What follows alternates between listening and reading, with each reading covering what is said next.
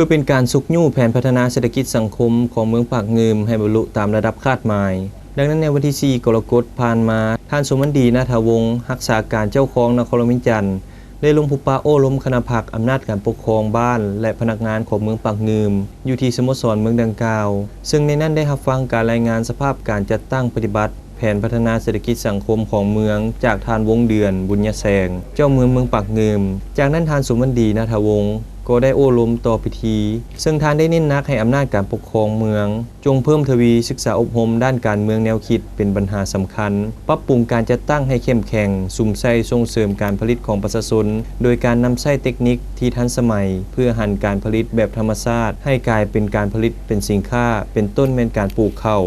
จากนั้นทานสุวรรณดีณัฐวงศ์รักษาการเจ้าของนครมินจันทร์พร้อมด้วยคณะก็ได้ลงไปเยี่ยมยามบริษัทคำแพงเพชรแจ้งสว่างซึ่งเป็นบริษัทที่ผลิตกสิกรรมเป็นสินค้าที่ใหญ่ของเมืองปากเงิมเป็นต้นเป็นการปลูกข้าวฟาร์มเลี้ยงหมูเลี้ยงไก่และปลาซึ่งสามารถตอบสนองผลผลิตด้านกสิกรรมสู่ตลาดในนครมินจันทร์จำนวนหลายในแต่ละปี